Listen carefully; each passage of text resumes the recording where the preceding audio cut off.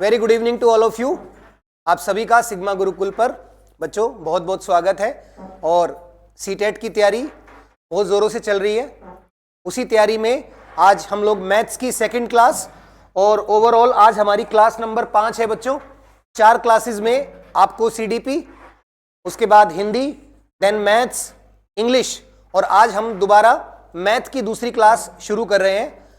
तो उम्मीद है कि आपको कोई भी डाउट, कोई भी दिक्कत नहीं होगी और अगर होती है तो आप कमेंट बॉक्स में मुझे बता दें, तो फिर मैं वो क्वेश्चन आपके सामने सॉल्व कर दूंगा। तो चलिए भाई क्लास को शुरू करते हैं। कोई भी डाउट आए आप पूछिएगा। देखिए आज का पहला क्वेश्चन है हमारे पास, इन अ डिवीजन सम। देखिए डिवीजन सम का मतलब होता है जब हम लोग डिवाइड करते हैं। आप सभी को यह बात पता होगी,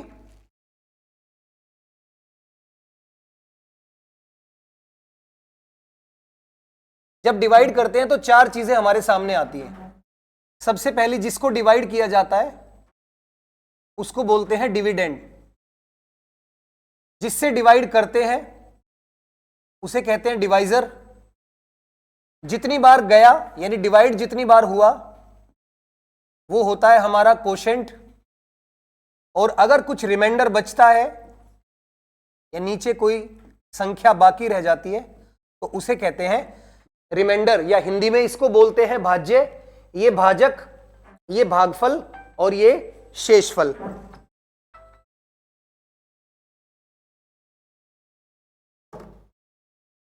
अब ये बेसिक डिवीजन का रूल है, ठीक है। इन चारों में सबसे पहले तो ये देखते हैं डिवीजन सम। डिवीजन सम का मतलब हुआ जब हम कोई भाग का क्वेश्चन निकालेंगे तो डिवीजन सम में सबसे पहले तो आपको इन चारों का रिलेशन पता होना चाहिए कि ये चारों आपस में किस तरीके से रिलेटेड है। तो सबसे पहले इनका रिलेशन लिख लेते हैं। तो आप याद रखिएगा डिविडेंड इक्वल्स टू होता है डिवाइजर इनटू कोशेंट और प्लस रिमाइंडर। ये आपको स्कूल में भी छोटी क्लासेस में पढ़ाया जाता है कि डिविडेंड, डिवाइजर, कोशेंट और रिमाइंडर में क्या रिलेशन होता है। इसी रिलेशन पर ये क्वेश्चन पूछा गया है। अब देखिए दोबारा पढ़ते हैं क्वेश्चन को, क्योंकि हमने बेसिक पढ़ लिया। In a division sum the divisor is 5 times the quotient and twice the remainder. If the remainder is 5 what is the number. तो देखिए दो बातें हमें दी हुई हैं। सबसे पहला तो रिमाइंडर गिवन है कितना, 5। फिर the divisor is 5 times the quotient and twice the remainder. जो डिवाइजर है वो रिमाइंडर का ट्वाइस है। इसका मतलब डिवाइजर आपके पास कितना आ जाएगा, यहां से divisor is twice the remainder, तो डिवाइजर आ जाएगा 10। और यही डिवाइजर 5 टाइम्स है किसका, कोशेंट का। तो आप बड़े आराम से बता सकते हैं जो 10 है वो किसका 5 गुना होगा, 2 का। तो कोशेंट कितना आ जाएगा, 2। एक बार फिर समझ लीजिए, डिवाइजर के बारे में 2 बातें दे रखी हैं। पहली, जो डिवाइजर है वो 5 गुना है किसका, कोशेंट का, लेकिन कोशेंट पता नहीं है। पर वही डिवाइजर ट्वाइस है किसका, रिमाइंडर का, और रिमाइंडर पता है कितना है, 5। तो रिमाइंडर 5 यानी शेषफल 5। डिवाइजर इसका दुगना है तो 10 हो गया, और यही डिवाइजर 5 गुना है किसका, कोशेंट का। अब 10 किसका 5 गुना होगा, 2 का। तो कोशेंट कितना आ गया, 2। बस अब यहां से हमें वो नंबर निकालना है, यानी कि डिविडेंड निकालना है। तो ये रिलेशन लगा दो, डिविडेंड इक्वल्स टू कितना हो जाएगा, डिवाइजर 10 इंटू कोशेंट। कोशेंट 2 है और रिमाइंडर है 5। तो आंसर आ गया हमारा 25, क्योंकि ये 20 हो जाएगा। 20 और 5 25। तो अपना आंसर ऑप्शन ए। मेन बात है ये relation between dividend, divisor, quotient and remainder, क्योंकि पेपर में सेम क्वेश्चन तो आएगा नहीं। ये क्वेश्चन एक बार पहले आ चुका है, तो लेकिन इस रिलेशन पर दोबारा क्वेश्चन बनाया जा सकता है। तो 4 चीजें आप लोगों को ध्यान रखनी है। ये बेसिक ऑपरेशन है डिवाइड करने का, ठीक है। जब डिवाइड करते हैं, अंदर वाला डिविडेंड, बाहर वाला डिवाइजर, जितनी बार डिवाइड हुआ वो कोशेंट, और अगर कुछ बच गया तो वो रिमाइंडर। और ये इन चारों में क्या होता है, रिलेशन होता है, ठीक है। चलिए आगे बढ़ते हैं। Next question, the following table shows marks obtained out of 100 by Maria and Shahnaz in 5 subjects. देखिए, 2 बच्चों का एग्जाम लिया गया, मारिया और शहनाज, और वो एग्जाम कितने मार्क्स का है? 100 मार्क्स का, यानी कि 5 सब्जेक्ट के एग्जाम लिए गए, English, maths, social science, Hindi और साइंस। और हर एक सब्जेक्ट का जो एग्जाम है वो टोटल कितने मार्क्स का है? 100 मार्क्स का। और 100 में से इनके जो जो मार्क्स आए वो मार्क्स आपको दिए हुए हैं। तो बच्चों ये क्वेश्चन किस पे कहलाएगा? आपके सिलेबस में एक वर्ड दिया हुआ है, क्या? टेबुलेशन। तो ये टेबुलेशन का सवाल है कि आपको एक टेबल दी गई है और उस टेबल के आधार पर आपको क्वेश्चन का आंसर देना है। 2 बच्चों ने 5 सब्जेक्ट के एग्जाम दिए, हर एक पेपर 100 नंबर का है, और 100 नंबर में से उनके जितने जितने नंबर आए वो यहां सामने लिखे हुए हैं। अब देखते हैं इससे रिलेटेड क्या पूछा गया है। Based on the table above identify the correct statement from among the following. यानी कि आपको 4 स्टेटमेंट दे रखी हैं और 4 में से सही कौन सी है ये बताना है। इसका मतलब 4 में से 3 क्या है? गलत है। तो हमें सही स्टेटमेंट को ढूंढना है। पहली स्टेटमेंट में बोला गया Shahnaz aggregate marks in math and science are more than Maria's aggregate marks in these subject. मतलब शहनाज के जो टोटल मार्क्स हैं किसमें? मैथ और साइंस में, वो ज्यादा है किसके मार्क्स से? मारिया के मार्क्स से। तो शहनाज के मार्क्स देखते हैं किसमें? मैथ और साइंस। मैथ्स में शहनाज के मार्क्स है 78 और साइंस में कितने हैं? 82। तो टोटल कर दो, 8 और 2 10 और 15 और 1 16। तो ये तो हो गए कितने? 160। अब निकालते हैं किसके मार्क्स? मारिया के। तो मारिया के कितने हैं? 88 और 90। 88 और 90 इन्हीं दोनों सब्जेक्ट में। तो ये हो गए 178। अब यानी कि पहली स्टेटमेंट गलत है। हमें क्या ढूंढनी है? इन चारों में से कौन सी स्टेटमेंट सही है। उसने कहा था कि मारिया के मार्क्स इन दोनों सब्जेक्ट में शहनाज के मार्क्स से ज्यादा है, जबकि यहां पर शहनाज के मार्क्स ज्यादा है मारिया से। तो पहली स्टेटमेंट तो क्या हो गई? गलत। दूसरी स्टेटमेंट है the aggregate marks of Maria and Shahnaz are equal, यानी इसका टोटल और इसका टोटल इक्वल है। ये भी सही नहीं है। जब आप इसको जोड़ेंगे तो अलग अलग मार्क्स आएंगे। ठीक है, तो दूसरी स्टेटमेंट भी गलत है। अब आते हैं तीसरी। Maria has scored more marks than Shahnaz in all the subjects except the languages. कहता है मारिया ने, देखो हिंदी में भी पढ़ सकते हो आप, मारिया ने भाषाओं को छोड़कर सभी विषयों में शहनाज से ज्यादा नंबर लिए हैं। तो मारिया के यहां है 74 और शहनाज के हैं 81। इंग्लिश, अब ये क्या है? लैंग्वेज। तो लैंग्वेज में तो उसने ज्यादा नंबर लिए हैं। और 74 और 81 में किसके ज्यादा हैं? शहनाज के। तो यानी ये वाली बात ठीक है। यहां पर बच्चा कंफ्यूज होगा, दोबारा एक बार पढ़ता हूं। मारिया ने भाषाओं को छोड़कर जो सब्जेक्ट बच गए उसमें ज्यादा नंबर लिए हैं। किससे? शहनाज से। तो यानी भाषाओं को नहीं देखना, तो आप इसको थोड़ी देर के लिए छोड़ सकते हैं, इंग्लिश और हिंदी को। बाकी 3 सब्जेक्ट में मारिया के मार्क्स शहनाज से क्या होने चाहिए? ज्यादा। तो 88 78 ज्यादा है, 65 78 कम है। तो इसका मतलब तीसरी स्टेटमेंट भी गलत है। अब हम लोग चौथी स्टेटमेंट को नहीं पढ़ेंगे, क्योंकि जब एक ही बच गई तो इसका मतलब वो स्टेटमेंट सही है।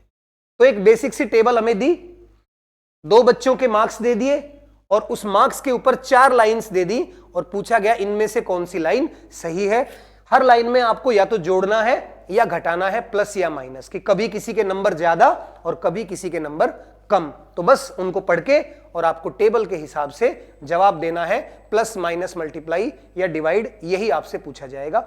ठीक है, तो आंसर क्या होगा? चौथा option, Maria has scored more marks than Shahnaz in only 2 subjects. ठीक है, तो मारिया के मार्क्स 2 सब्जेक्ट में शहनाज से ज्यादा हैं। तो वो 2 सब्जेक्ट कौन कौन से हैं? एक तो मैथ्स और एक साइंस, बाकी में कम है। तो चौथी वाली स्टेटमेंट सही है। तो थोड़ा सा टाइम लगेगा, बट सारे क्वेश्चन ऐसे नहीं आते। 2-3 क्वेश्चन होंगे जिसकी थोड़ी सी लेंथ ज्यादा होगी, पर कुछ क्वेश्चन इतने आसान होंगे कि वो देखते ही 1 सेकंड में सॉल्व हो जाएंगे। ठीक है, तो टेबल का बड़ा ही इजी सा जोड़ने वाला सवाल था। बस थोड़ा ध्यान से आपको लैंग्वेज को पढ़ना है कि यहां क्या बोल रहा है और किसको ऐड करना है, किसको माइनस करना है। यही है टेबुलेशन का सवाल। चलिए next. Numbers 1 to 200 are written on the floor. एक फर्श पर क्या लिखा गया, 1 से लेके 200 तक नंबर लिख दिए गए। 3 फ्रेंड्स चैंग, स्नेहा और सलीम, यानी कि पूरे तीनों देशों का इस्तेमाल किया गया है। चैंग फॉर, ऐसा लग रहा है जैसे चाइना से है, स्नेहा 100% भारत से होगी, और सलीम पाकिस्तान, हमारे पड़ोसी देश से। तो पूरे तीनों देशों को इस क्वेश्चन में शामिल किया है। Started to jump on the numbers, क्या किया, 3 बच्चों ने नंबर्स के ऊपर क्या करना शुरू किया, जंप करना शुरू किया। 1 से 200 तक नंबर लिखे हुए हैं और 3 बच्चे उन पे क्या कर रहे हैं, जंप कर रहे हैं। Chang is on 83 and he jumps on every 7th number. Sneha is on 94 and she jumps on every 5th number. And Salim is on 106 and he jumps on every 4th number. The common number which all of them jump will be. देखिए अभी फिलहाल जो Chang है वो कहां पर है, 83 पर। उसके बाद स्नेहा कहां पर है, 94, और सलीम, जो सलीम है वो है 106 पर। ठीक है, फिलहाल तीनों इस नंबर पर खड़े हैं और ये तीनों जंप करना अब शुरू करेंगे। अब क्या बोला गया चैंग के बारे में, ये हर 7वें नंबर के बाद क्या करता है, जंप।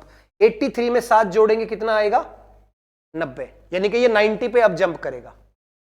7वें नंबर के बाद मतलब 83 में 7 जोड़ दो, फिर 90 के बाद ये कहां जंप करेगा, 97, 104, 111, 118, 125। यहां सबसे बड़ा नंबर कौन सा है, 125 के बाद देखो सीधा 174 है। तो अगर 125 तक इन तीनों ने साथ में जंप नहीं किया तो आंसर ऑटोमेटिकली क्या हो जाएगा, 174। देखिए यही होता है कॉम्पिटिटिव एग्जाम, 3 ऑप्शन है जिसमें 112 एक नंबर है, 114 है, 124 है और 174 है। अब हम क्या करेंगे, 124 तक जंप कराएंगे। अगर 124 तक ये किसी कॉमन नंबर पे जंप कर गए तब तो वही आंसर है, 112, 114 या 124। और अगर 124 तक कोई ऐसा कॉमन नंबर नहीं आया जिसपे तीनों ने जंप किया तो ऑटोमेटिकली हमारा आंसर क्या हो जाएगा, 174। अब हमने चैंग के जंप निकाल लिए 125 तक। ये है 94 पे स्नेहा, और स्नेहा कितने नंबर के बाद जंप करती है, हर 5वें नंबर पे। तो 94 से 5वां नंबर क्या होगा, 99, फिर होगा 104, फिर होगा 109, 114, 119 और 124। ठीक है, 125 तक लिख लिया। उसके बाद सलीम है अभी फिलहाल 106 पर। 106 के बाद ये हर चौथे नंबर के बाद जंप करता है, तो 110, 114, 118, 122 और 126। ठीक है, तो एक बात बताओ, क्या 125 या 126 तक कोई नंबर तीनों में कॉमन आया? देखिए इसमें 104 है, इसमें 104 है पर इसमें नहीं है, इसमें 114 है, इसमें 114 है बट इसमें नहीं है। इसका मतलब 125 तक ये किसी भी कॉमन नंबर पे जंप नहीं करेंगे, तो आगे बढ़ने की जरूरत नहीं है, सीधा सीधा 174 हमारा क्या हो जाएगा, answer.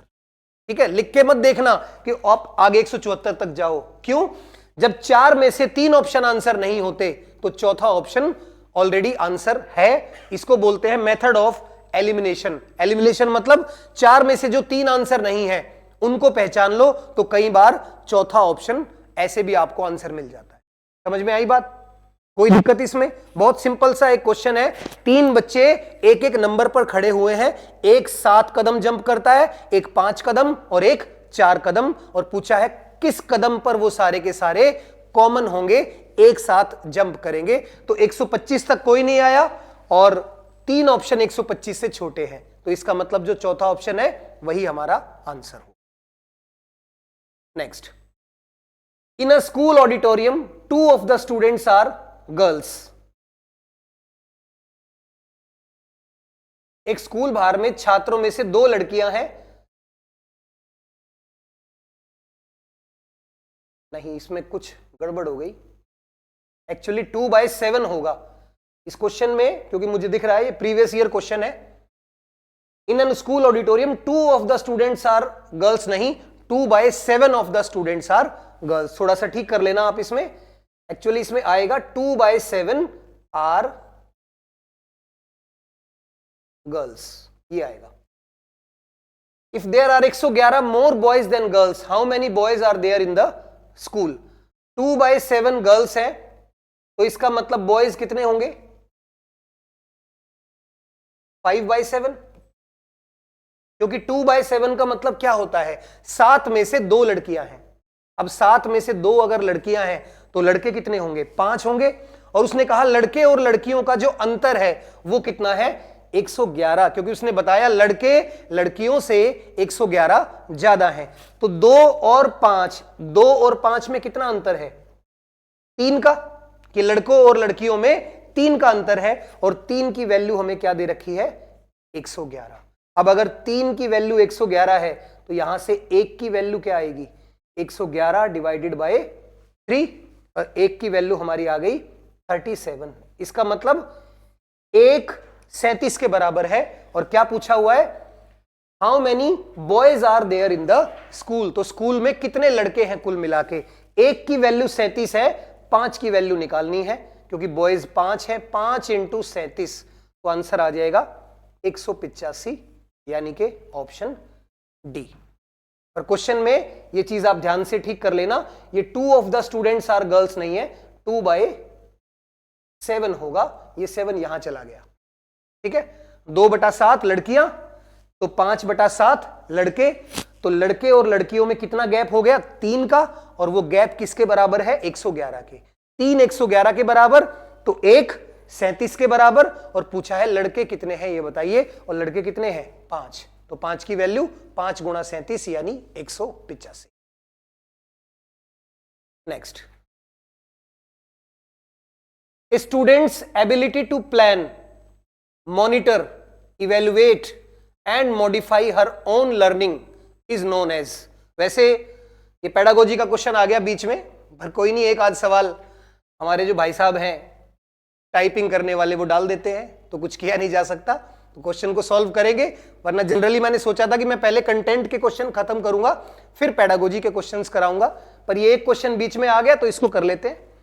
Students ability to plan, monitor, evaluate and modify her own learning, यानी एक छात्र की अपनी सीखने की योजना बनाने, निगरानी करने, मूल्यांकन करने और संशोधित करने की क्षमता को क्या कहा जाता है? अटेंशन, रिकॉल, मेमोराइजेशन या मेटाकोगेशन। क्या हो सकता है इसमें से आंसर? क्या आप लोगों में से कोई आंसर देना चाहेगा? बोलो भाई।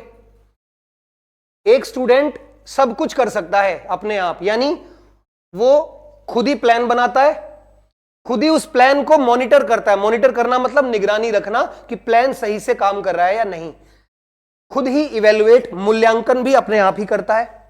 And modify her own learning, और मॉडिफाई का मतलब होता है अगर किसी चीज को चेंज करने की जरूरत है तो दैट इज, उसको बोलते हैं मॉडिफाई करना, बदलना। तो एक बच्चा सब कुछ अपने आप कर रहा है। क्या ये अटेंशन है? क्या वो सिर्फ ध्यान दे रहा है? नहीं। क्या ये रिकॉल है? क्या वो केवल चीजों को रिकॉल कर रहा है? नहीं। क्या वो केवल याद करने का काम कर रहा है? नहीं। मेटाकॉग्निशन, ये क्या है? सब कुछ एक साथ करने की क्षमता रखने वाला बच्चा मेटाकॉग्निशन, या हिंदी में भी इसको मेटाकॉग्निशन ही कहा जाता है, क्योंकि मेटा का मतलब होता है बहुत सारे, और कॉग्निशन का मतलब होता है क्या? कॉग्निशन का मतलब क्या हो सकता है? जिसका कॉम्बिनेशन हर चीज को लेकर बहुत अच्छा हो, जो चीजों को जोड़ सकता हो आपस में। तो एक बच्चे में इतनी क्षमता है कि वो खुद ही प्लान बनाता है, खुद ही उस प्लान को मॉनिटर करता है, खुद ही उसका मूल्यांकन करता है, और खुद ही चीजों को बदल भी सकता है, मॉडिफाई भी कर सकता है। तो that is an example of metacognition, यानी वो बच्चा हर चीज को जोड़कर और खुद ही अपने आप सारे काम कर सकता है। तो आंसर होगा मेटाकॉग्निशन। ठीक है, चलिए next. How many ones are there in the number 97? 97 में कितने एक हैं? तो 97 ही है, क्योंकि हाउ मेनी का मतलब क्या होता है कि एक बड़ी चीज में कितनी छोटी चीज है। हाउ मेनी का मतलब, तो आपको निकालना है नंबर, ठीक है। अब नंबर में जो बड़ी संख्या है वो ऊपर आती है, यानी कि 97 तो ऊपर आएगा और 1 आएगा नीचे। इसका मैं एक और एग्जांपल देता हूं। मान लीजिए कि मैं आपसे पूछूं कि 10 में कितने 2 हैं। मैं आपसे पूछूं कि 10 में कितने 2 हैं, तो हम 10 को 2 से डिवाइड कर देंगे। 10 में कितने 2 आ जाएंगे? 5, क्योंकि 5 2 जोड़कर क्या बनेगा? 10 बनेगा। ऐसे ही वो पूछ रहा है 97 में कितने एक हैं, यानी कितने एक जोड़कर 97 बनेगा। तो 97 एक को 97 बार जोड़ना पड़ेगा तभी 97 बनेगा। तो आंसर इस क्वेश्चन का क्या आ जाएगा? 97। ठीक है, next, in a divisor quotient in a division sum, the divisor is 6 times the quotient and twice the remainder if the remainder is 6. What is the number? पीछे अभी एक ऐसा क्वेश्चन आया था, अब सीधा इसका आंसर निकालेंगे। रिमाइंडर गिवन है 6, फॉर्मूला क्या होता है? Dividend equals to divisor into quotient plus remainder. Again remainder इसमें गिवन है 6 और जो डिवाइजर है वो ट्वाइस है रिमाइंडर का, रिमाइंडर का दुगना डिवाइजर, तो 6 का दुगना क्या आ जाएगा? 12 और 6 टाइम्स द कोशेंट, और कोशेंट का ये कितने गुना है? 6 गुना। तो 12 किसका 6 गुना होगा? 2 का, 6 दूनी 12, तो कोशेंट आ गया 6। सॉल्व कर दो, 12 into 6 72 plus 6, your answer is 78। Option में नहीं है, अरे सॉरी, हाँ बिल्कुल, एक मिनट, हमने जल्दबाजी में 12 इंटू 2 प्लस 6, क्योंकि उसने ये बोला था रिमाइंडर 6 है और रिमाइंडर का डबल डिवाइजर है, और डिवाइजर 6 गुना है, 2 गुना नहीं, 6 गुना है किसका? कोशेंट का। तो 2 का 6 गुना होगा ना ये, तो 12 दूनी 24 और 6 30 आंसर आएगा। ऑप्शन ए, हाँ ये वाला ठीक है। बस लैंग्वेज का ध्यान रखना है, जल्दबाजी में अगर 2 6 आगे पीछे हो गया तो गलत हो सकता है, वरना फॉर्मूला यही रहेगा, इन्हीं की वैल्यू बार बार आपको देगा। और ये 2023 में ही आया हुआ सवाल है, तो क्या पता 24 में फिर एक सवाल रिपीट हो जाए। चलिए next, find the difference between the smallest 4 digit number. Smallest 4 digit number क्या होगा? सबसे छोटी 4 अंकों की संख्या 1000 and the largest 2 digit number, और सबसे बड़ी 2 अंकों की संख्या वो क्या होगी? 99। तो 1000 में से 99 माइनस कर दो, 1 और कितना बचा? 0 और 9, तो आंसर आ गया 901। ठीक है, तो बेसिक संख्याओं पर एक सवाल था, 4 अंकों की सबसे छोटी संख्या और 2 अंकों की सबसे बड़ी संख्या, उन दोनों का डिफरेंस बताना था, तो ये आपका answer. Next, the price list shown in a vegetable shop is given below. एक सब्जी की दुकान पर, देखो ऐसा सवाल 2011 से सीटेट होना शुरू हुआ था, 24 आ गया है, 14 साल हो गए हैं लगभग। ये हिसाब किताब लगाने वाला क्वेश्चन हर बार एक क्वेश्चन आता ही आता है, कि जिसमें आपको कभी सब्जी मंडी में छोड़ दिया जाता है, कभी फलों की मार्केट में, कभी किसी और मार्केट में, और आपको हिसाब किताब लगाने के लिए कहा जाता है। तो वही एक सवाल आ गया हमारे सामने। कुछ सब्जियां हैं, उनके नाम दिए हुए हैं और साथ में उनकी प्राइस लिस्ट कैसे दी हुई है, पर केजी, यानी 1 किलो कितने का। ठीक है, अब यहां से हम निकालते हैं। रामू बॉट 250 ग्राम्स आंवला। देखो 250 ग्राम, 250 ग्राम का मतलब होता है 1 किलो का चौथा भाग, 1/4, है ना। 250 ग्राम कितना होता है? पाइया भी कहते हैं इसको हिंदी में। तो 250 ग्राम होता है 1000 ग्राम का 1/4, 1/4। अब आंवला कितना खरीदा गया? 250 ग्राम। 120 का हमें क्या निकालना है? 1/4, 1/4, तो ये कितना आ जाएगा? 30। तो हम लोग लिखते रहते हैं, आंवला हमने कितने रुपए का खरीद लिया? 30 रुपए का। ये बात सभी को समझ में आई? उसके बाद अगली जो सब्जी है वो क्या है? ब्रिंजल, यानी कि बैंगन है, कितना? 3/4 kg। 3/4 kg का मतलब क्या हुआ? पौना किलो। जैसे सबसे पहले 1/4, फिर आधा किलो, फिर पौना किलो होता है, और फिर 1 किलो होता है। तो 3/4 किसका?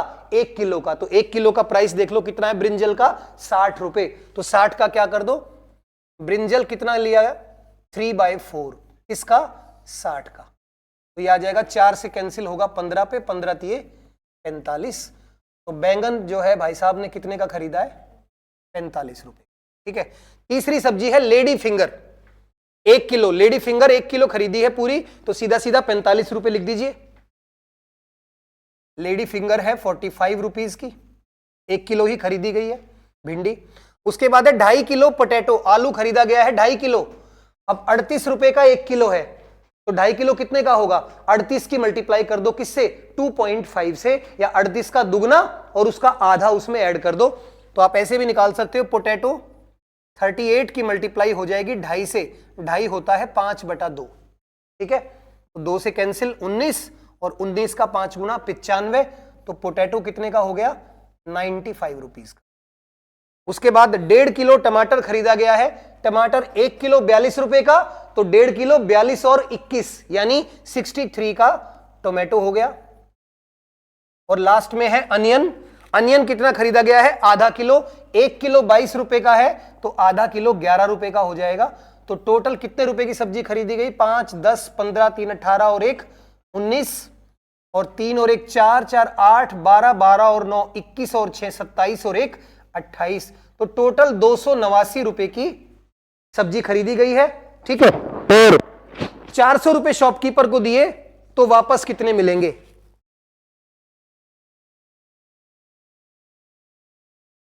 ऑप्शन ही गलत है सारे, या तो ये 400 नहीं है, कुछ और होगा, क्योंकि हमारा आंसर तो 400 माइनस 289 कितना आएगा? 111 रुपए आंसर होना चाहिए। अब यहां ऑप्शन में या तो ये 400 गलत है या फिर ये ऑप्शन गलत है, दोनों में से एक बात तो है, तो ये आंसर आसपास भी नहीं है। हां, अगर ये 300 हो तब भी मैच नहीं होगा। कोई नहीं, आप आंसर यही लिख लो। मेन बात ये है, कंसेप्ट आपको समझ में आना चाहिए। आंसर में हो सकता है कई बार ऑप्शन में मिस्टेक आ जाती है, आपको समझ में आना चाहिए कि आधा किलो कितना होता है? 1/4 यानी 1/4 किलो कितना होता है? 3/4 यानी कि कितना होता है? पौना किलो या 75%, ठीक है। सारा निकाल के जोड़ दो, जितने पैसे दुकानदार को दिए, जितना आपका खर्चा होगा, उसके बाद वो आपको क्या कर देगा? वापस कर देगा। तो बिल्कुल बेसिक सी कैलकुलेशन है, बस जोड़ घटा गुणा भाग तरीके से करना है, ठीक है। चलो next, which of the following words will read exactly the same on a half a turn? निम्नलिखित में से कौन सा शब्द आधे मोड़ पर बिल्कुल एक जैसा ही पढ़ा जाएगा? जूम, स्विम्स, हाउ, 6, कौन सा पढ़ा जाएगा आधे मोड़ पर बिल्कुल सेम? हाँ जी, हाउ। एक बच्चा मेरे सामने बैठा है बच्चों, वो बताने की कोशिश करना चाहता है। हाँ जी बताइए। आप कह रहे हैं 6 आंसर होगा, कैसे? अरे सही तो है, 6 का आधा कितना होगा? SIC। अच्छा, आधे मोड़ पर एक जैसा दिखेगा, कैसे?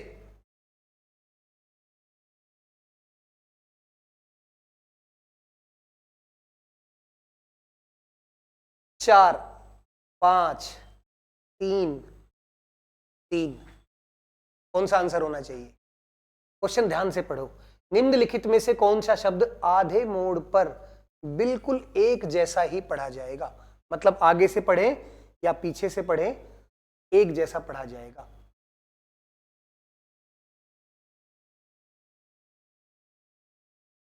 स्विम्स। आगे से पढ़ो पीछे से पढ़ो, एक जैसा पढ़ा जाएगा, स्विम्स। बाकी ये मूव्स हो जाएगा, ये वो हो जाएगा, और ये XIS हो जाएगा। तो स्विम्स सेम पढ़ा जाएगा, स्विम्स स्विम्स। तो आधे मोड़ पर ये सेम पढ़ा जाएगा, ठीक है। चलो, teacher tells students that the height of world's tallest building is 828 metre. एक टीचर ने अपने बच्चे को बताया कि वर्ल्ड की जो टॉलेस्ट बिल्डिंग है उसकी हाइट कितनी है? 828 metre. Jagat responds, if we make a stack of 4 of our classroom horizontally, 120 classrooms can cover that building, what is the height of Jagat's classroom? Jagat ने क्या बोला?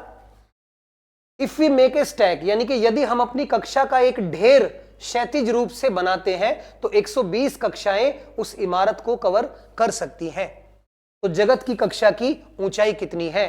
तो सीधी सी बात है, 828 टोटल है और 120 में वो कवर हो जाएगी। तो 828 को 120 से भाग दे दो। उसने क्या बोला कि अगर हम अपने क्लासरूम की 120 बिल्डिंग्स बनाएं तो वो 828 कवर हो जाएगा। मतलब क्लासरूम की 120 बिल्डिंग्स 828 के क्या हो जाएगी, बराबर हो जाएगी। तो 828 को 120 से डिवाइड कर दो तो क्लासरूम की हाइट आ जाएगी। ये यूनिटरी मेथड का सवाल है, क्लासरूम की हाइट। अब इसको सॉल्व कर दो। ये 12 से लगभग कितने पे जा रहा है, 6 पे, तो 6.9 ये अपना आंसर आ जाएगा। क्योंकि देखिए 12 से 6 पे जाएगा, 12 6 72 और फिर बचेगा 10 और 8 और 12 इंटू 9 108 यानी कि 6.9। इसका मतलब क्लासरूम की जो हाइट है वो कितनी है, 6.9। अब 6.9 को 120 बार करेंगे या लिखेंगे तो कितना हो जाएगा, 828, जो कि बिल्डिंग की हाइट है। तो उसने क्या किया, यहां पर नंबर दे दिया और एक चीज की हाइट पूछ ली। ठीक है, चलो next. Rita has the longest jump 3 metre 40 centimetre. Tannu is second, her jump is 20 centimetre less than Rita. तो इन तन्नू का जंप कितना हो गया, 3 मीटर और 20 सेंटीमीटर, क्योंकि इसका जंप रीटा से 20 सेंटीमीटर कम है तन्नू का। और आगे है Rihana comes third, her jump is only 5 centimetre less than Tannu. और रिहाना तीसरे नंबर पर आई और उसका जंप कितना है, तन्नू से 5 सेंटीमीटर कम। तो रिहाना का जंप कितना हो जाएगा, 3 मीटर और 15 सेंटीमीटर, ये हो जाएगा रिहाना का jump. By how many centimetre Rihana could not secure the first rank. कितने सेंटीमीटर से रिहाना फर्स्ट नहीं आ पाई, तो 15 और 40 में कितना डिफरेंस है, 25 सेंटीमीटर का। तो आंसर आ जाएगा 25 सेंटीमीटर। ठीक है, एक दौड़ कह लो या जंप कह लो, कुछ भी, जिसमें 3 लोगों ने भाग लिया। एक ने जंप लगाई 3 मीटर 40 सेंटीमीटर, दूसरे ने जंप लगाया 3 मीटर 20 सेंटीमीटर और तीसरे ने जंप लगाया 3 मीटर 15 सेंटीमीटर। तो वो पूछ रहा है कि जो तीसरे पे आया वो पहले से कितना कम रह गया, तो 25 सेंटीमीटर कम रह गया। यही अपना answer. Next, how many square of side 2 centimetre are needed to make a rectangle of length 8 centimetre and breadth 6 centimetre. यानी क्या कह रहा है, एक स्क्वायर की साइड है 2 सेंटीमीटर, 2 सेंटीमीटर स्क्वायर की side.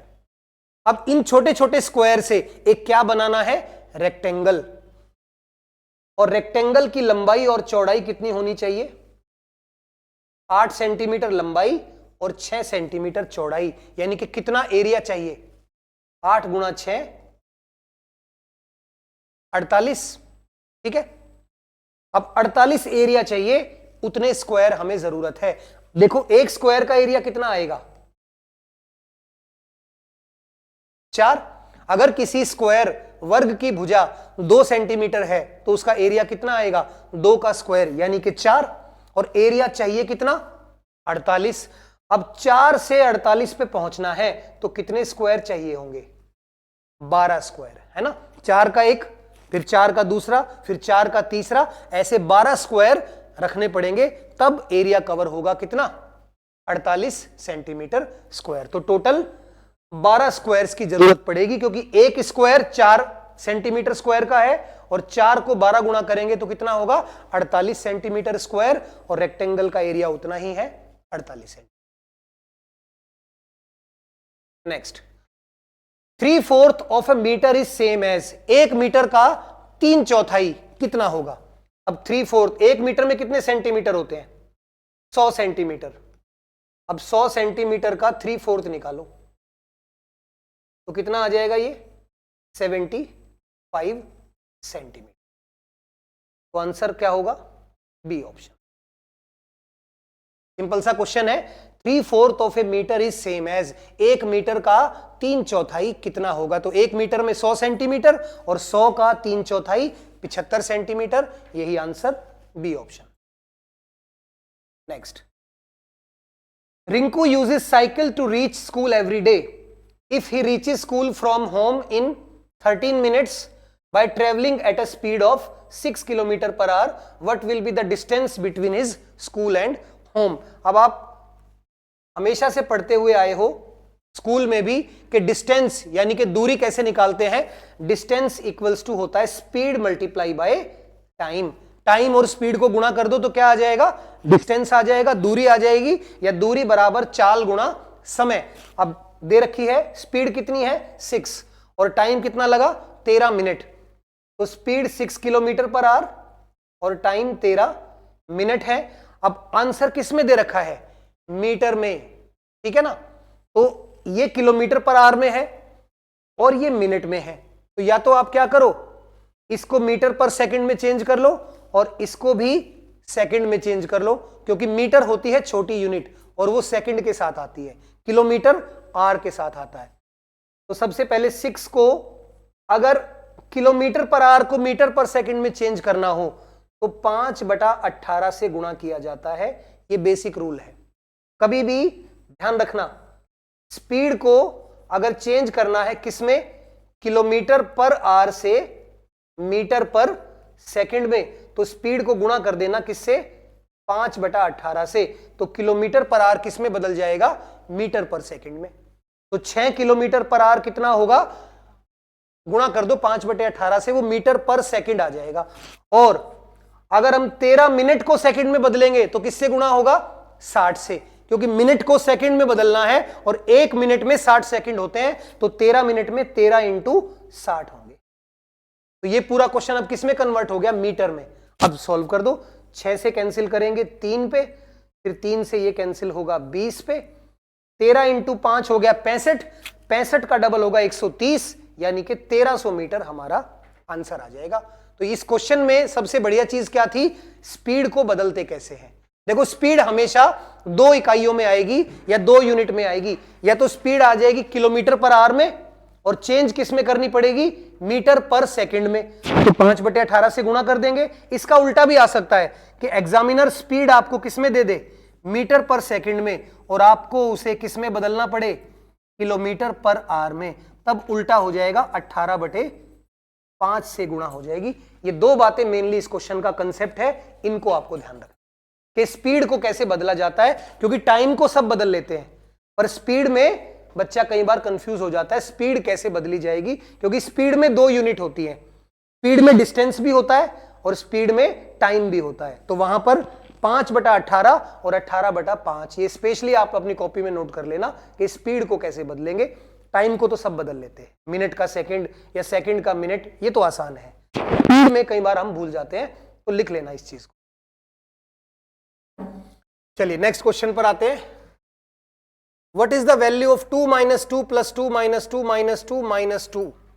0 when n is even, 2 when n even, minus 2 when n is odd, और 0 when n is odd। देखिए लास्ट में एक नंबर है n, उसने कहा इसको अगर इवन ले और इसको अगर ऑड ले तो इस क्वेश्चन का आंसर क्या आएगा। तो हमें इस क्वेश्चन को 2 बार सॉल्व करना पड़ेगा। एक बार तो n की वैल्यू क्या लेनी पड़ेगी, सम संख्या, और एक बार n की वैल्यू विषम संख्या, इवन और ऑड। तो सबसे पहले देखो ये तो कट गया, 2 माइनस 2 0 हो गया, ये तो 2 माइनस 2 ये भी 0 हो गया।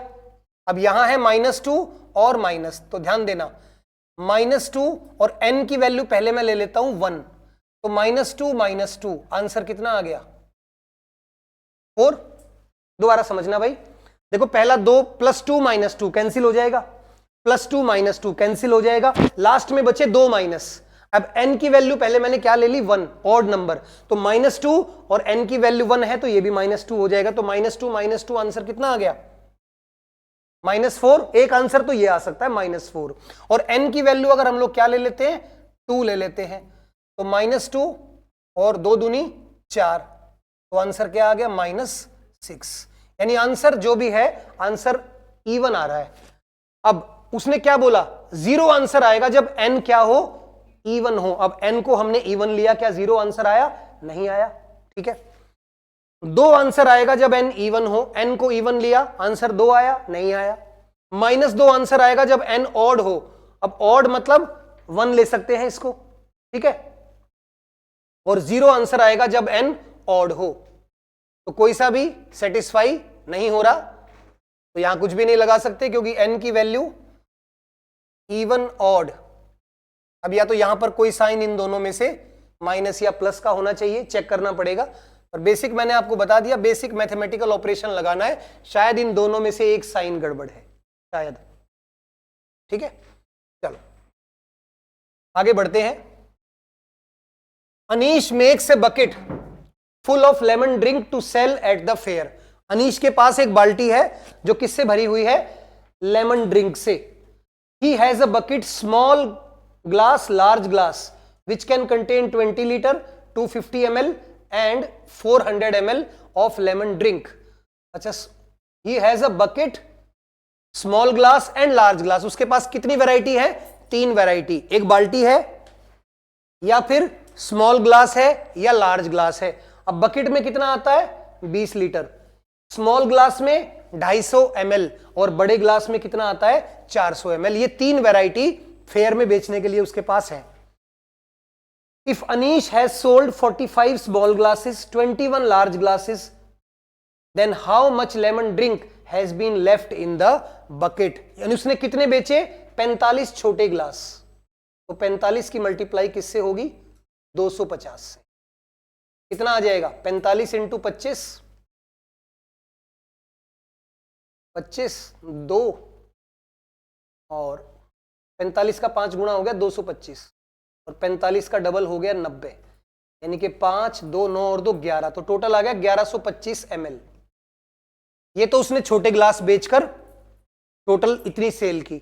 बड़े ग्लास कितने बेचे? 21, तो 21 इंटू 400, 21 का 4 गुना हो गया 84, यानी कि 840 ml उसने यहां बेच दिया। तो टोटल 5 4 और 2 6 और 11 और 8 1965 ml वो बेच चुका है। कितना बेच चुका है? 1965। और टोटल कितना है उसके पास? 2000 ml है ना, क्योंकि एक बकेट में कितना है? 20 लीटर और 1 लीटर में कितना होता है? 1000। तो नहीं 20 है ना, 20 इंटू 1000 तो 20,000 होगा उसके पास।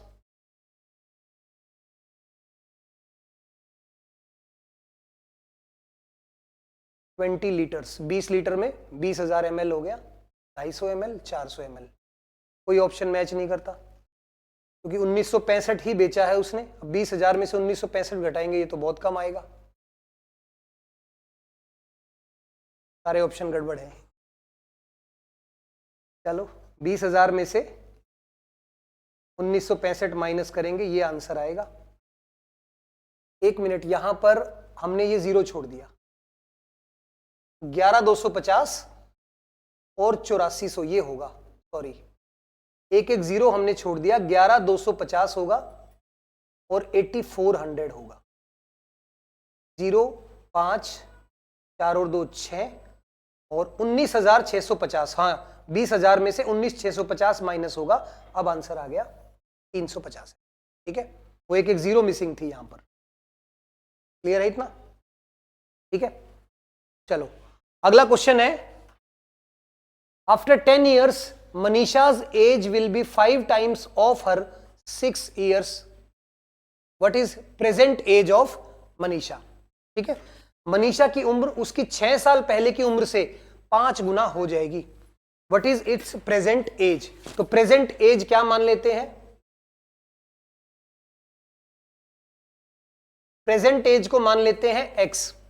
उसने कहा after 10 years Manisha's age will be 5 times of her 6 years ago। 6 साल पहले इसकी एज क्या होगी? x माइनस 6 और 5 और आफ्टर 10 years ये 5 गुनी हो जाएगी। आफ्टर 10 years मतलब x प्लस 10। अब ये 5 गुनी होगी तो इसको 5 गुना कर देंगे, ये इक्वल आ जाएगा। मनीषा की एज निकालनी है। 5x minus 30 equals to x plus 10। ठीक है, अब 5x में से x गया, 4x इक्वल्स टू 40 और x की वैल्यू कितनी आ गई? 10 आ गई। ठीक है, दोबारा सुन लीजिए, ये आपका आंसर आ जाएगा। मनीषा की उम्र क्या कह रहा है? मनीषा की उम्र उसकी 6 साल पहले की उम्र से 5 गुना हो जाएगी 10 साल बाद। तो आज की उम्र को मान लिया x, 6 साल पहले की हो गई x माइनस 6 और 10 साल बाद की हो गई x प्लस 6। अब x माइनस 6 x प्लस 10 की 5 गुणी है, तो 5 गुना करके x की वैल्यू हमने निकाल दी। नेक्स्ट देखिए, In a division sum, the divisor is 5 times the quotient and twice the remainder. Remainder is 5. What is the number? ये क्वेश्चन हम लोग पहले कर चुके हैं, तो इसको आप लोग सॉल्व कर लेना। मैं सीधा इसका आंसर लिख रहा हूं। नंबर निकालना है, रिमाइंडर गिवन है 5 और जो डिवाइजर है वो 5 गुना है कोशेंट का और दुगना है रिमाइंडर का। रिमाइंडर 5 है तो ये आ जाएगा 10 और 10 किसका 5 गुना होता है? 2 का, तो आंसर आ गया 25। ये क्वेश्चन पहले भी आया था तो इसलिए मैंने इसको थोड़ा जल्दी सॉल्व कर दिया। हम लोग अगले क्वेश्चन पर आते हैं। The sum of 5 consecutive numbers is 20। 5 लगातार संख्याएं यानी कि x plus 1, x plus 2, x plus 3 और x प्लस 4, ये होगी 5 लगातार संख्याएं। What is 48? अस्मिता sum of first 3 consecutive numbers. 5 लगातार संख्याओं का योग 20 है, पहली 3 लगातार संख्याओं का योग 48 है, तो अस्मिता क्या है? पहले हम x की वैल्यू निकालते हैं। टोटल दिया हुआ है 20, तो 1 2 3 4 5 5x प्लस 2 और 1 3 और 3 6 और 4 10, ये आ गया 20। 5x इक्वल्स टू 10 और x की वैल्यू आ गई 2। ठीक है, x 2 आ गया तो पहली संख्या 2, अगली 3, उससे अगली 4, फिर 5 और फिर 6। अब हमसे पूछा है पहली 3 संख्याओं का टोटल, तो 4 और 3 7 और 2 9, ये अपना आंसर होगा पहली 3 संख्याओं का योग। Next, a wire is in the form of A square encloses an area of 144 centimetre square. देखिए एक वायर है, एक तार है जिससे एक स्क्वायर, एक वर्ग बनाया गया और इसका एरिया हमें दिया हुआ है कितना? 144। अब 144 12 का स्क्वायर होता है तो इसकी साइड कितनी आ जाएगी? 12 आ जाएगी, क्योंकि एरिया क्या होता है? साइड गुना साइड। अब 12 गुना 12 144, साइड 12 आ गई तो वायर की लेंथ कितनी आ जाएगी? 48 सेंटीमीटर। ये वायर की लेंथ आ गई। अब उसने क्या पूछा? How much area is enclosed if the same wire is bent in the form of a rectangle of length 16 centimetre. अब इसी वायर को अगर एक रेक्टेंगल बनाया जाए जिसकी लंबाई दे रखी है 16, तो ये 16 तो ये भी 16। अब वायर कितनी लंबी है? 48 सेंटीमीटर। 16 16 32, तो 16 बच गया, तो यानी कि 8 और 8, और एरिया निकालेंगे तो 16 इंटू 8 यानी कि 128 आ जाएगा। यही अपना आंसर होगा। ठीक है, एक रस्सी को मोड़ के पहले एक वर्ग, एक स्क्वायर बनाया गया जिसका एरिया था 144, तो साइड आ गई 12 और लंबाई कितनी आ गई? 48। अब इसी रस्सी से एक क्या बनाया गया? एक रेक्टेंगल जिसकी लेंथ 16 है, तो ब्रेड्थ हो जाएगी 8 और एरिया आ जाएगा 16 इंटू 8 यानी 128। Among the following fractions the largest and the second largest, देखिए सबसे बड़ा और सेकंड नंबर पर सबसे बड़ा कौन कौन सा होगा? तो 5/6, देखिए 5/6 आप निकालेंगे तो ये लगभग 0 पॉइंट, क्योंकि 6 8 48 होता है, ये 0.8 और बचेगा 2, 0.83 आएगा। 3/4 होता है 0.75, आप डिवाइड कर लेना। 1/3 होता है 0.50 और 2/3 होगा 0.67। ये मैंने कैसे निकाला? डिवाइड करके। ठीक है, तो सबसे बड़े दोनों कौन से हैं? पहले दोनों 5/6 और 3/4, तो ये अपना आंसर होगा। तो जब भी फ्रैक्शन का क्वेश्चन आए ज्यादा सोचने की जरूरत नहीं है, सीधा सीधा डिवाइड कर लो, आंसर आ जाएगा।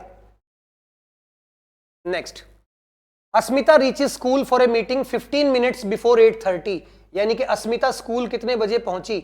8:15 पे। 8:30 से 15 मिनट पहले पहुंच गई है, तो 8:15 पे पहुंच गई अस्मिता।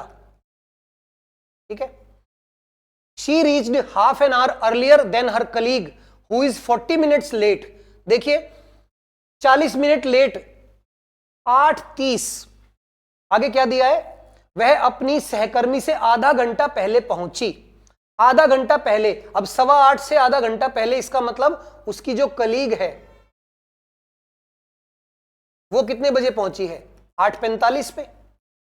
दोबारा सुनिए, अस्मिता स्कूल की मीटिंग 15 मिनट पहले पहुंच गई 8:30 से। 8:30 से 15 मिनट पहले, यानी कि अस्मिता 8:15 बजे या 8:15 पे पहुंची, और वो अपनी दोस्त से आधा घंटा पहले पहुंची है, और उसकी दोस्त 40 मिनट लेट है। अब 8:45 पे पहुंची है और 40 मिनट लेट है, तो एग्जैक्ट टाइम मीटिंग का क्या होगा? एग्जैक्ट टाइम क्या होगा? 8:05, क्योंकि 5 से 45, तो देखो यहां क्या कहलाएगा? 40 मिनट लेट। तो इसका मतलब मीटिंग किस टाइम की थी? 8:05 की मीटिंग थी, 40 मिनट लेट है 8:45 वाली, तो इसका मतलब 8:05 is the exact time of meeting. Next, in how many ways 48 small squares of 1 centimeter into 1 can be arranged so that the area is 48? देखिए एरिया 48 आना चाहिए, तो 48 को इस तरीके से हमें लिखना है, एक एक सेंटीमीटर के स्क्वायर है, तो 1 इंटू 48 48 होगा, 2 इंटू 24 ये 48 आएगा, 3 इंटू 16, 4 इंटू 12, और उसके बाद 6 इंटू 8। अब आगे रिपीट हो जाएगा, तो 1 2 3 4 5 तरीके से ये हम कर सकते हैं कि अगर एक एक सेंटीमीटर के स्क्वायर हमारे पास हैं तो उनसे एरिया 48 आए। अब एरिया 48 यानी कि लंबाई और चौड़ाई को आपको इस तरीके से लेना है कि 48 आए, तो 5 तरीके से एरिया 48 आ सकता है। Next, in a school assembly students of class are standing in a line, Ruhi is 19th from both end, how many students are there in the class? देखिए रूही जो है वो 19वें नंबर पर है दोनों तरफ से, यानी इधर भी 18 बच्चे हैं और इधर भी 18 बच्चे हैं, और ये है 19वां बच्चा, तो 18 18 36 और 1, तो टोटल 37 बच्चे हो गए। रूही अपनी क्लास में दोनों तरफ से 19वें नंबर पर है। 19वां नंबर मतलब इधर भी 18 बच्चे, इधर भी 18 बच्चे, तो 18 18 36 और 1 हो गई बीच में रूही, तो टोटल बच्चे कितने हो गए? 37 बच्चे। Next, A number is larger than half of 100, एक संख्या 100 के आधे से ज्यादा है, यानी कि 50 से ज्यादा है। It is more than 6 tens and less than 8 tens, यानी कि 60 और 80 के बीच में है, 60 से ज्यादा और 80 से कम है। The sum of digits is 9, अब 9 सम ऑफ डिजिट 63 का हो सकता है या फिर 72 का हो सकता है। The tens digit is double, tens digit double है, तो 63 वो संख्या है, यही अपना आंसर है। बेसिक ऑपरेशन था, एक संख्या 100 के आधे से ज्यादा है यानी कि 50 से ज्यादा, फिर कहा 610 यानी 60 इससे ज्यादा है, और 810 यानी 80 इससे कम है, तो 60 और 80 के बीच में हो गई, और दोनों संख्याओं का जो डिजिट सम है वो है 9। अब 63 में 6 और 3 9, और 72 में 7 और 2 9। फिर क्या बोला? जो टेंस डिजिट है वो वंस डिजिट का डबल है, तो ये 63 में ही पॉसिबल है, तो आंसर हमारा हो जाएगा 63। Next, A train starts from Patna on 30th May at 23:40 and reaches Mumbai on 1st June at 5:15. What is the total traveling time? देखिए 30 मई को रात के 11:40 पे निकली है, 30 मई को, तो अगले दिन रात के 11:40 ये पीएम है, अगले दिन रात के 11:40 पीएम क्या हो जाएगा? 31 मई। तो टोटल यहां तक कितने घंटे हो चुके हैं? 24 घंटे।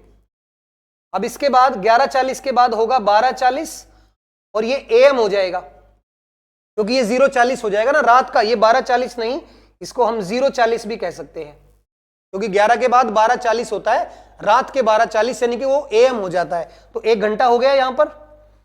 फिर उसके बाद 1:40, 2:40, 3:40, 4:40, अब 5:40 नहीं 5:15 है, तो टोटल 24 घंटे। तो ये 24 के बाद 1 2 3 4 5 यानी कि 29 घंटे, और 40 से 15 ये टोटल हो गए 20 और 15 35 मिनट, तो 29 घंटे और 35 मिनट ये आपका आंसर होगा। तो बस टाइम कैलकुलेट करना है। अब मुझे लगता है कि टाइम जोड़ना तो आपको जरूर आता होगा, 30 मई को एक ट्रेन निकली, 1 जून को पहुंची, कितने घंटे लगे उनको ऐड करना था। तो बड़े आराम से आप इसको कर सकते हैं। नेक्स्ट देखिए, बहुत बड़ा सवाल है, थोड़ा थोड़ा करके करेंगे। 5 अंकों की एक संख्या है, in a 5 digit number, the digit at 100 place is 3/4 the digit at 10,000 place. 100 place यानी कि ये 4, 9, 6 और 3, ये 10,000 प्लेस का 3/4 है। अब 4 का 3/4 3 हो गया, इसमें हो सकता है ऐसा, और 8 का 3/4 हो गया 6, इसमें भी हो सकता है, इसमें नहीं होगा, इसमें नहीं होगा, क्योंकि यहां पर आधा है और यहां पर तो डबल से भी ज्यादा है। तो आंसर इन दोनों में से एक हो सकता है। आगे बढ़ते हैं। And the digit at 10th place is 2/3 of the digit at 100 place. 10th place वाला यानी कि यहां 4 है, यहां 2 है, ये 2/3 है, ऐसा भी दोनों में पॉसिबल है। और आगे बढ़ते हैं। The digit at 10th place is square of the smallest prime number. Smallest prime number होता है 2 का स्क्वायर होता है 4। तो ये वाला अपना आंसर है। तो क्वेश्चन लेंदी जरूर है, लेकिन बेसिक है कि पहले 10,000 प्लेस से 100 प्लेस क्या है, 3/4 3/4। फिर 100 प्लेस से 10th प्लेस क्या है, 2/3। और फिर बोल दिया कि जो 10th प्लेस है वो स्मॉलेस्ट प्राइम नंबर का स्क्वायर है। स्मॉलेस्ट प्राइम नंबर होता है 2 और 2 का स्क्वायर होता है 4। तो यही अपना आंसर होगा, यहां पर 4 है। चलिए next question. What should be subtracted from the sum of, इन तीनों में से क्या घटाएं। तो पहले इन तीनों को जोड़ लेते हैं। 8008, 8088 और 8808, तीनों को ऐड करेंगे, ये हो गया 8 3 24, यहां 2 8 और 2 10 की 0, 8 और 1 9 और 24 और 1 25। तो टोटल आ गया 25904। इसमें से 17,863 माइनस कर देंगे तो आंसर आ जाएगा 4 में से 3 गया 1, 10 में से 6 गया 4, और यहां बचेगा 8 में से 8 गया 0, और 7,041 हमारा आंसर आ जाएगा। ठीक है, इन तीनों को जोड़कर क्या घटाएं कि इतना आंसर आ जाए। तो हमने तीनों को ऐड करके उसमें से ये माइनस कर दिया, तो ये आंसर आ गया। Last question. एक बाल्टी की कैपेसिटी है 16 litre. Water from this bucket is to be transferred into smaller. अब एक बाल्टी की कैपेसिटी है 16 लीटर और इस 16 लीटर को छोटे छोटे बर्तनों में डाला गया। एक मग को 50 बार इस बाल्टी को भरने में लगे तो एक मग की कैपेसिटी कितनी है। देखिए टोटल हो गया 16 लीटर, जिसको मैं 16,000 मिलीलीटर लिख सकता हूं, और 50 मग लगे इसको भरने में, तो एक मग कितना हो जाएगा 1600/5, और यानी कि 320 ml। ये अपना एक बाल्टी की कैपेसिटी है 16 लीटर। 16 लीटर में होंगे 16,000 मिलीलीटर, और 16,000 मिलीलीटर को 50 मग में, टोटल 50 मग से वो भर गया, तो एक मग कितना होगा 320 ml का। तभी 50 मग मिला के कितना बनेगा 16,000 मिलीलीटर। तो बच्चों ये थे 30 और मैथ के क्वेश्चन। उम्मीद है आपको सारे क्वेश्चन समझ में आए होंगे। कोई भी दिक्कत है तो आप मुझे बताना।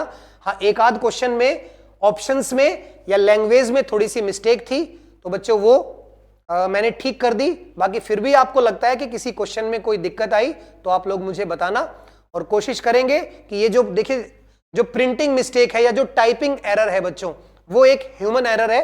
कभी कभी टाइपिंग एरर हो जाता है, कोशिश करेंगे कि टाइपिंग एरर किसी भी क्वेश्चन में ना हो। बाकी आज 1-2 क्वेश्चन में वो एरर था तो आप उसको मैंने ठीक कर दिया, आप अपनी कॉपी में उसको नोट कर लेना। और मैथ के टोटल हम 60 क्वेश्चन कर चुके हैं बच्चों। मेरा टारगेट ये है कि 150 क्वेश्चन मैथ के सॉल्व करने वाले यानी कंटेंट पार्ट के कराए जाएं, और करीब करीब 100 क्वेश्चन पेडागोजी के कराए जाएं। तो टोटल 200-250 के आसपास अगर मैथ के क्वेश्चन हो गए तो आपका एग्जाम में आपको 30 के 30 सवाल जरूर उनसे संबंधित लगेंगे, उनसे रेलेवेंट लगेंगे।